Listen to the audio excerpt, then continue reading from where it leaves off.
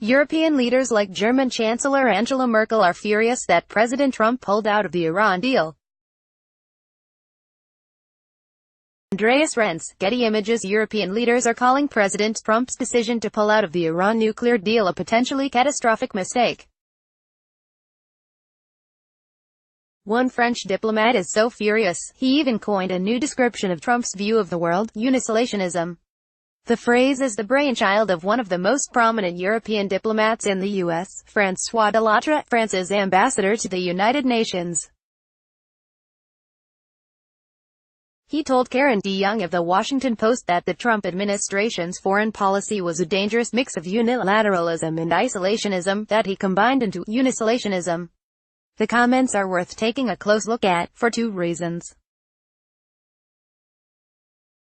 First, they give a sense of the historically high levels of European anger toward Trump over his Iran decision. French President Emmanuel Macron, German Chancellor Angela Merkel, and British Foreign Minister Boris Johnson all traveled to Washington to personally lobby Trump to stay in the Iran deal. Johnson even appeared on Fox.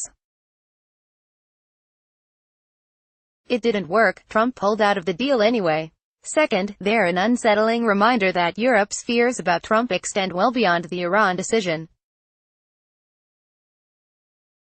Trump has cozied up to dictators like Russia's Vladimir Putin while personally insulting Merkel and British Minister Theresa May over their refugee and counter-terror policies.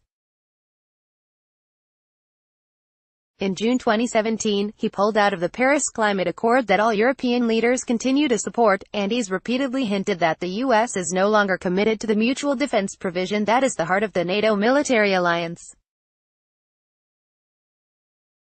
The Iran decision, in other words, is just the latest reason for Europeans to conclude that the U.S. is no longer a country that keeps its word and values its allies.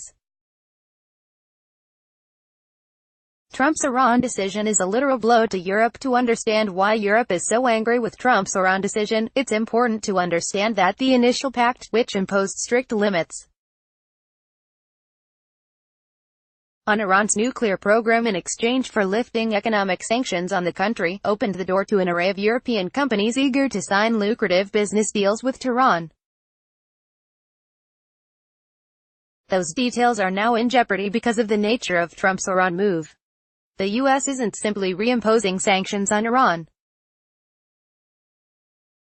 Instead, Washington is reimposing what are known as secondary sanctions, designed to punish any foreign companies that do business with Iran by not allowing them to do business with U.S. banks or financial institutions. That puts an array of European companies, mainly from France, squarely in U.S. crosshairs. That fact isn't lost on European leaders, who have responded to Trump's move with a mixture of confusion and fury. French Economy Minister Bruno Le Maire, for example, told French radio that Trump had made an error that carried both security risks and economic ones. According to a report in the French edition of The Local, a digital news outlet, Le Maire said that it was not acceptable for Washington to try to be the economic policeman of the planet.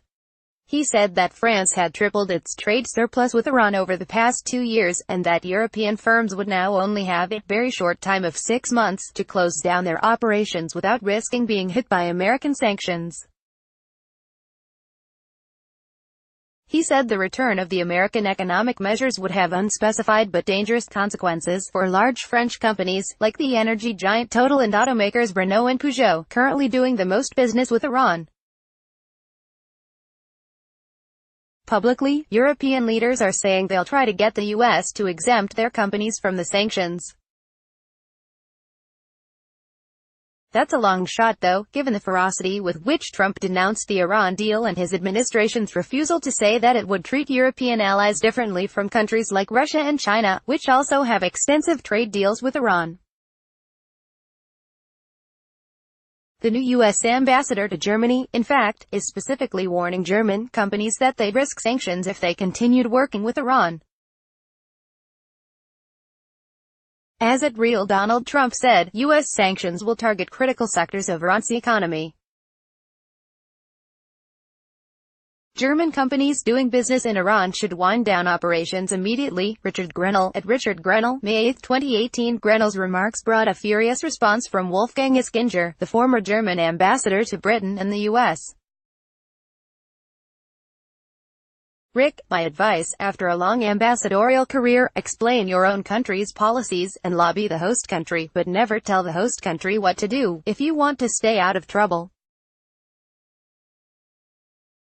Germans are eager to listen, but they will resent instructions. Wolfgang Ischinger. At Ischinger, May 9, 2018. The Trump administration temporarily exempted the European Union from a recent round of steel tariffs, and it's possible the president will do so when it comes to the Iran sanctions as well. If he doesn't, we're seeing Europe's first attacks on Trump for his Iran decision, but more are yet to come.